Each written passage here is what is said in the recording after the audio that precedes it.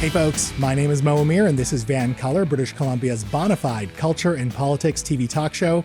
In a world of armed conflict, extreme weather events, and widening wealth gaps, is disinformation the biggest global threat of them all? And is Canada immune? Award-winning journalist and investigative reporter Rachel Gilmore will be here to discuss, but first, have you ever tried to take your pet onto a BC Ferries sailing? Apparently, it's not a good time, and we have a duo of guests to talk about it. A local journalist who investigated the BC Ferries pet experience, Daily Hive's Claire Fenton, is here to talk about what she discovered, and she's joined by This Is VANCOLOUR regular, representing Acumen Law, Kyla Lee. Kyla, Claire, thank you so much for being here tonight. Thanks for having us. Yeah, thanks. So, Claire, let's start with your reporting. You talked to a bunch of pet owners. What did they say about their experience in terms of bringing a pet onto a BC Ferry sailing? I mean, overwhelmingly, people were pretty negative about the experience. I think so. It stemmed really from one man. His name's Cole Landry. He went on TikTok. He talked about his experience. He said essentially BC Ferry sucks. He called the experience. Direct quote. He said it. I didn't. He said it was ridiculous, and he really wanted the company to be held accountable for how bad the experience was. What was so bad about his experience? You know, it's a small area in the lower deck. You don't have access to the outside on the vessel that he was on, and he was looking for water for his dog, and two of the taps that were there didn't work. And so he said, basically BC Ferries do better, and he wanted them to provide water and a water bowl and all of the things that they had kind of essentially promised on the website for pet owners. He wanted them to sort of deliver on that. Unfortunately, he never actually complained to a BC Ferries employee. He very much took his complaint public, but saw, I think 99,000 comments and people reading it and seeing it. And then, the article that we did that followed and speaking with Cole, it really resonated a lot with our readers who said that they really wanted to see BC Ferries kind of make a bit of effort when it comes to being a pet owner, not just dog owners, cat owners too, because the experience is just so unpleasant that a lot of people are boycotting BC Ferries over it. Interesting. So it brought up a lot of points that BC Ferries is now having to answer for. Kyla, you have a dog who's basically immortal, and you've taken your dog onto BC Ferries as well. Does that jive with your experience? Oh, absolutely. The experience taking my dog with many complex health issues that I deliberately keep away from other animals because of the risk of infection to his continued existence on this planet. Right. It's impossible for me to travel with him because you can't get guaranteed that you can stay in your car with your pet where they're safe. They have to either be left in the car where they might overheat, or if they have a health issue that you need to immediately attend to, you don't even know. Right. And if you take them to the pet area, they run the risk of exposure to all sorts of viruses and illnesses from other animals. And there's no other option available to you. Interesting. Now, Claire, the Daily Hive went on to a BC Ferry sailing to look at the pet experience in the pet area. What was their finding? Did it add up with what people were saying and what Kyla's saying as well? Well, definitely. So it is important to note that there's different types of vessels out there. And so there are some BC Ferries vessels that right now do have outdoor pet areas.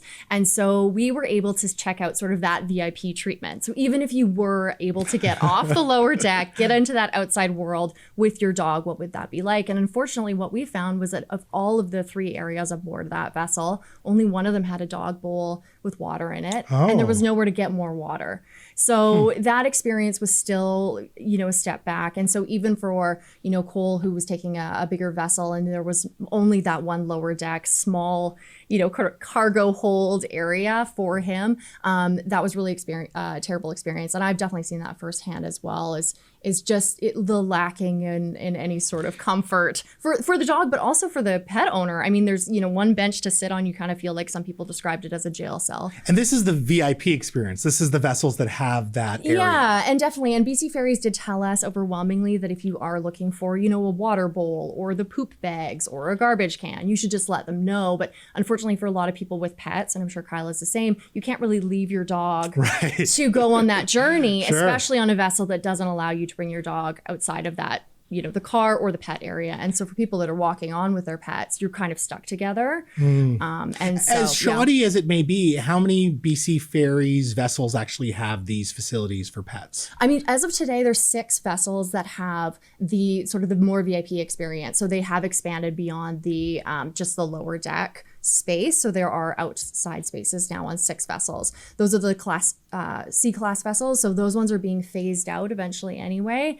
And they mostly serve, the Horseshoe Bay to Langdale routes, Nanaimo to Horseshoe Bay as well, but there's no offerings for the Tawasin route. So if you're taking the Tawasin route, as far as today, the BC Ferries vessels that you will be on will only have that sort of that limited pet area for you. Interesting. Now, Kyla, before I was even aware of Claire's piece, you had actually vented to me and said, I want to come on your show to talk about this because there are some legal issues involved with taking your pet onto a BC Ferry sailing and something that they may be liable for. So can you explain that to me a little more? Yes. So essentially BC Ferries makes you liable for yourself and anything that you bring onto the vessel with you. They say you in their waiver of liability that you have to take all reasonable precautions to protect your belongings, right? Lock your car if you're leaving it and going up to the top deck, that type of thing. But if you have an animal and they put you on the lower deck and you cannot access your vehicle, you are actually prohibited from them by their policies or by the federal government's policies that they're implementing from actually looking after your animal. And you can't request, you can't say, well, I have an animal with health needs, I need to be on the top deck. They say there's no guarantees. So you are prohibited from taking any reasonable steps to protect yourself, which might invalidate that waiver and make them liable if something did happen to the animal. Interesting. And they haven't thought about this? I think that they've probably considered the risk of getting sued over a pet, which is, still considered chattel and not worth a significant amount of money, worth the risk of not loading somebody on the top deck. How much money would an immortal dog like yours be worth, though? Oh, my dog is worth $1 billion easily. Claire, I feel like a lot of people will push back at pet owners when talking about, there's no water bowl or water, and they'll say, well, you should bring those things. That's your responsibility. Have you seen that pushback? Oh, definitely. I mean, even just on our article alone, I would say, there are quite a few comments in there that are saying that pet owners should take some responsibility. You know that your dog needs water. Why don't you bring some water? And obviously you can get some cool accessories and things like that for that. But I think unfortunately BC Ferries on the website, they do say, they are providing some of these, they don't say they're providing a water bowl, but they do say that they're providing the water. They're creating an expectation. The expectation will be there. And that's what they told me as well, is if you see something, say something. If you don't see a bowl, who knows? Maybe somebody stole it. Just let them know. But I think overwhelmingly, a lot of people should prepare, I guess, as far as we know and as far as what we saw firsthand when we went and looked at it, was to bring your own, unfortunately, because there just isn't a ton of options there. Really quickly, is there any ferry service anywhere in the world that's doing it correctly? I mean, in terms of pet stuff, I think a lot of places still have a long way to go. But I do think BC Ferries, it did sound like when I spoke with them, at least, they are aware that a lot of the pet owners are upset. And they actually just released stats that said that something like the numbers have doubled on the amount of, pet parents that they've been seeing in recent years. So, as more and more customers, I think, are out there and more of them are speaking out, then maybe that will see some changes. Maybe an issue. Yeah, bigger issue for sure. Claire, Kyla, thank you so much for your time tonight. This was a lot of fun and very illuminating for a lot of pet owners, I'm sure. Thanks, Mo. Folks, that was Daily Hive's Claire Fenton and Acumen Law's Kyla Lee.